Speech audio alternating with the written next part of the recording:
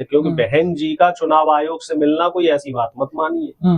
अभी जो महाराष्ट्र के चुनाव हुए हैं और हरियाणा के चुनाव हुए हैं, तो दोनों चुनाव में ये देखा गया है फर्जी वोटिंग हुई है, बड़े पैमाने पे फर्जी वोटिंग हुई है। इस दूरदर्शिता को देखते हुए बहन जी ने, मुझे ऐसा लग रहा है कि चुनाव आयोग से बात करी होगी कि जो फर्जी वोट बन रहे हैं या जो भी नए वोट बनेंगे तो उन वोटों पे पैनी निगाह रखनी पड़ेगी। और मैं तो आप लोगों के चैनल के माध्यम से एक बात कहना चाह रहा हूँ कि जो हमारा बहुजन दर्शक है, जो हमारा बहुजन वोटर है, उसको ये नजर और रखनी पड़ेगी अपने अड़ोस पड़ोस में कि फर्जी वोटिंग ना हो पाए। अखिलेश यादव जी कोई जोड़ हो सकता है क्या? संभावनाएं तो चल रही है और आज अखिलेश यादव जी ने भी इस फर्जी वोटिंग को लेके अपने कार्यकर्ताओं को निर्देश दिए हैं कि बहन मायावती जी की जब सरकार थी तो उस समय जी जो खुद अपने आप को बहुत बड़े राजा और बहुत बड़े नेता मानते हैं, उनकी क्या हालत थी।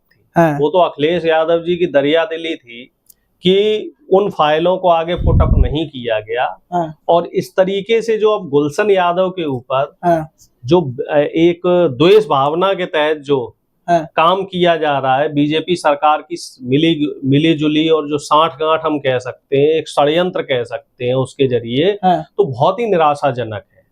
आखिर कुंडा के जो राजा है वो क्या साबित करना चाह रहे हैं? क्या उन्हें चुनाव में हार का डर है? क्या उन्हें बहुजन समाज का डर है कि पिछली बार वो बहुत कम फर्क से जीत पाए थे और हो सकता है इस बार वो बड़े अंतर से हार जाएं, क्योंकि बहुजन समाज अब जागरूक हो गया है। और बहन मायावती जी ने जो उनके साथ आज तो एक तरीके से कह लो प्रेस कॉन्फ्रेंस में अखिलेश जी के काफी तीखे तेवर थे और अखिलेश जी को उस बात का एहसास भी हुआ कि ऐसे मनवादी लोगों को छोड़ना नहीं चाहिए था। ऐसे मनवादी लोगों के फन अगर उसी समय कुचल दिए जाते तो इस तरीके से जो अभी दलितों और पिछड़ों को प्रताड़ित किया जा रहा है, गुलशन यादव जैसे नेता को जो प्रताड़ित किया जा रहा है, तो प्रताड़ना नहीं हो पाती साहब। इसमें मैं मायावती चुनाव आयोग से भी मिली है, क्या चल रहा है दिमाग में? नहीं, कुछ तो है, कुछ तो बड़ी प्लानिंग चल रही है, क्योंकि बहन जी का चुनाव आयोग से मिलना कोई ऐसी बात मत मानिए। अभी जो महाराष्ट्र के चुनाव हुए हैं और हरियाणा के चुनाव हुए, तो दोनों चुनाव में ये देखा गया है फर्जी वोटिंग हुई है, बड़े पैमाने पे फर्जी वोटिंग हुई है। और राहुल गांधी ने एक प्रेस कॉन्फ्रेंस में भी कहा है कि लगभग 29 लाख फर्जी वोट महाराष्ट्र में बनवाए गए और वो बने हैं सिर्फ 6 महीने के फर्क में, 24 के लोकसभा चुनाव से और विधानसभा चुनाव के बीच में। तो अब ये अंदाजा लगा लो, उत्तर प्रदेश सबसे बड़ा राज्य है, यहाँ टोटल आबादी 24 करोड़ है। अगर मान लीजिए 50 लाख भी फर्जी वोट बन गया तो आप समझ लो कितनी बड़े पैमाने पे चुनाव में धांधली हो सकती है। तो इस दूरदर्शिता को देखते हुए बहन जी ने, मुझे ऐसा लग रहा है कि चुनाव आयोग से बात करी होगी कि जो फर्जी वोट बन रहे हैं या जो भी नए वोट बनेंगे तो उन वोटों पे पैनी निगाह रखनी पड़ेगी। और मैं तो आप लोगों के चैनल के माध्यम से एक बात कहना चाह रहा हूँ कि जो हमारा बहुजन दर्शक है, जो हमारा बहुजन वोटर है, उसको ये नजर और रखनी पड़ेगी अपने अड़ोस पड़ोस में कि फर्जी वोटिंग ना हो पाए। अखिलेश यादव जी कोई जोड़ हो सकता है क्या? संभावनाएं तो चल रही है और आज अखिलेश यादव जी ने भी इस फर्जी वोटिंग को लेके अपने कार्यकर्ताओं को निर्देश दिए हैं कि कुछ इस तरीके की प्लानिंग रोड मैप बना रहे हैं कि जो फर्जी वोटिंग हो रही है इसको रोका जाए, जो एक्स्ट्रा वोट बन रहे हैं, बोगस वोट बन रहे हैं, इसको रोका जाए। और जहां तक गठजोड़ वाली बात है तो राजनीति में संभावनाएं हमेशा जिंदा रहती हैं। राहुल गांधी जी ने रायबरेली की रैली में कहा ही था कि अगर बहन जी हमारे साथ आ जाएंगी तो बीजेपी 0 हो जाएगी। एक सवाल और उठता है डॉक्टर साहब, अभी एक अमन यादव वाला जो मुद्दा है, आगरा वाला, आपने देखा हो, अमन ठाकुर है, वो अमन यादव नहीं है। वो उसकी जाति कुछ और है। ये गोदी मीडिया ने जानबूझ के उसको यादव बनाया है। कुमार कोई बता रहा है, मतलब कोई और जाति है। मैं तो उसे अमन ठाकुर ही कहूंगा, वो यादव नहीं था। और इस बात पे अमन के परिवार वालों को केस भी करना चाहिए। और इस बात को लेके जो विपक्ष है और जो तमाम जो यादव संगठन है, मेरा ये कहना है उन सभी संगठनों से और जो बहुजन संगठन है कि इस तरीके से बिना जांच पड़ताल करके जो फर्जी खबरें चलाई जाती हैं, क्या बाद में उन चैनलों ने माफी मांगी?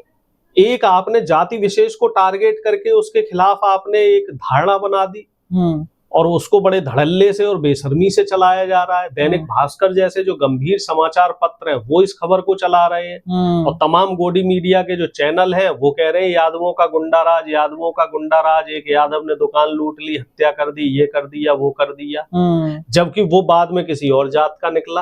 अरे कम से कम जो जो इन्वेस्टिगेटिंग जर्नलिज्म है वो खत्म होता जा रहा है। एक व्हाट्सएप यूनिवर्सिटी वाला जर्नलिज्म आता जा रहा है। और दूसरी बात क्या है कि एक जाति के खिलाफ उत्तर प्रदेश में खास तौर से एक घृणा का माहौल क्यों किया जा रहा है?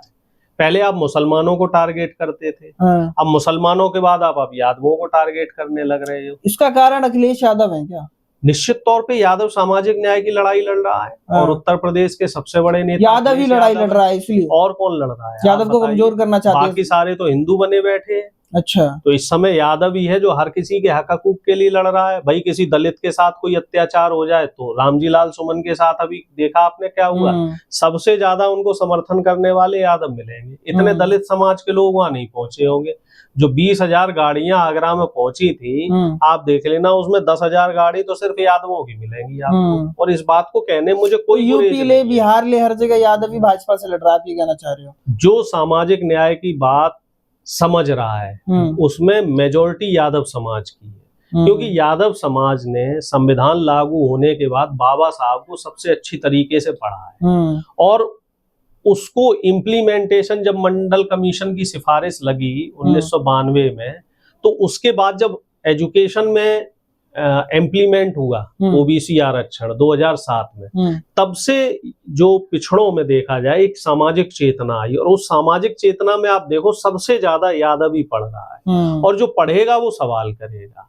क्योंकि सरकार मनवादी है, आरक्षण को कमजोर कर रही है, संवैधानिक हकों को कमजोर कर रही है, तो चूंकि यादव सबसे ज्यादा पढ़ रहा है तो वो सवाल कर रहा है। अखिलेश यादव के लिए बड़ा चैलेंज है क्या कि उनके वोटरों को एक तरीके से टारगेट किया जा रहा है, उनकी छवि को एक तरीके से? पिछले उत्तर प्रदेश के चुनाव में हर विधानसभा में कम से कम 50 से 60,000 वोटों को प्रभावित करने की कोशिश की गई थी, उन वोटों को काटने की कोशिश की गई थी और हर बूथ पे 50 से 100 वोट काटे गए थे या वो इधर उधर भेज दिए गए थे। तो अखिलेश यादव जी को इस मामले में थोड़ी नजर पैनी रखनी होगी और बहन मायावती जी को भी इसमें ध्यान देना होगा, क्योंकि जो बहुजन वोटर है वही सबसे ज्यादा इसमें डिस्टर्ब किया जाता है। सबसे ज्यादा जो हार्डकोर वोटर होता है ना, उसका वोट काटा जाता है, चाहे वो मुस्लिम हो, चाहे वो यादव हो, चाहे वो दलित हो। जो लगता है ना बीजेपी को कि ये हमें वोट नहीं देगा, तो उनके वोट काटने का एक षड्यंत्र, एक नेक्सस और एक पूरा गिरोह इस पे काम करता है।